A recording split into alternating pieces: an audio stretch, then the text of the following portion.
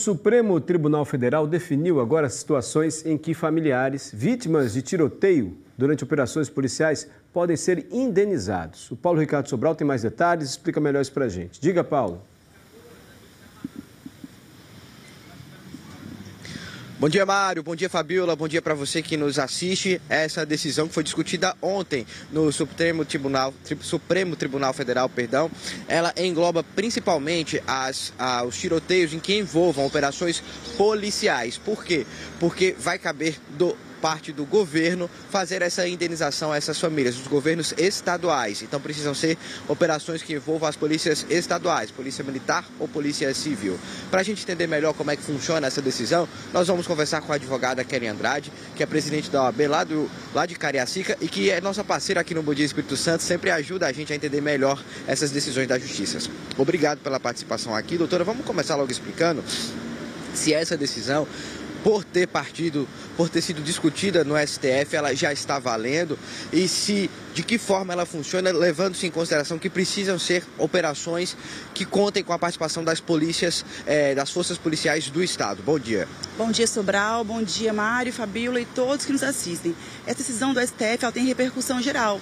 Então, ela é aplicada a todos os processos semelhantes, todos os casos semelhantes em todo o território nacional a partir de agora.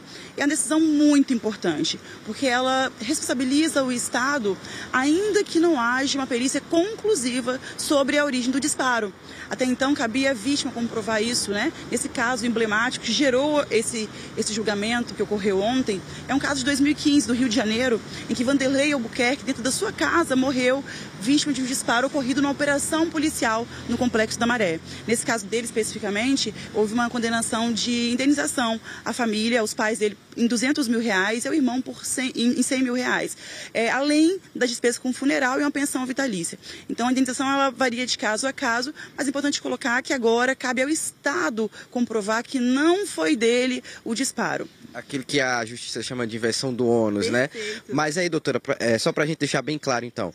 Antes, como a família do Vanderlei teve que fazer, eles tiveram que lutar, suar para poder provar na Justiça. Agora não. Agora, só tendo a participação de uma força policial ali, então já fica por responsabilidade do Estado essa indenização? Exatamente isso. A teoria do risco administrativo, que prevê que o Estado tem uma responsabilidade objetiva. Então basta ocorrer um dano, a vítima provar o dano, seja o dano morte ou o dano ferimento, que então tem o direito de ser indenizado. Então são vítimas, não são só os familiares daquelas vítimas que morreram, mas se uma pessoa ficar apenas ferida, ela também já pode cobrar essa indenização? Exatamente, prevê morte e também ferimentos. E as indenizações, de modo geral, elas contemplam aí o dano material, o dano extrapatrimonial, que é o dano moral, e também os danos estéticos. Valores foram estabelecidos por meio dessa decisão ou ainda não? Não é possível tabelar uma indenização para todos os casos, né? Cada caso é um caso. Então esse valor é estipulado pelo judiciário, pelo juiz, de acordo com o que ele verifica no processo. Doutora, e como as famílias devem fazer em casos como esse? Houve uma operação policial de uma comunidade, alguém tomou um tiro, alguém realmente morreu por causa disso. A partir daí, o que é que a família precisa fazer? Então, é necessário ter provas, né, como em todo o processo judicial. Pegar o prontuário médico do atendimento em casos de ferimento, né, comprovantes de óbito em casos de falecimento, testemunhas, provas de vídeo monitoramento, enfim. É importante sempre buscar ter provas, mas não é da família, né, não é da vítima a obrigação principal de comprovar que aquele disparo foi por parte do poder público, de agente público, não é. Basta ter o dano para poder requerer indenização. Cabe ao Estado demonstrar que não foi o agente público que fez, né, e que efetuou aquele disparo.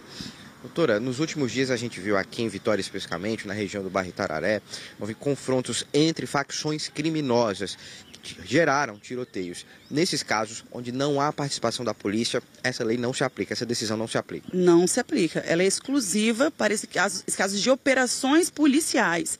Então, quando houver operação policial, houver alguma vítima de disparo de bala perdida, seja vítima fatal ou com ferimentos, o Estado será obrigado a indenizar. Muito obrigado pelos esclarecimentos aqui no Bom Dia Espírito Santo. Nós conversamos com a advogada Kelly Andrade, que é presidente da OAB lá de Cariacica, que ajudou a gente a entender melhor, gente. E essa decisão do STF, como ela já foi discutida no STF, então ela já está valendo, já tem força aí. E aí, a partir de agora, situações em que as famílias fiquem feridas ou percam alguém durante operações policiais podem recorrer dessa decisão e solicitar uma indenização na Justiça, indenização que será paga pelo governo de cada estado aqui do país. Eu volto com vocês, Mário e Fabiola.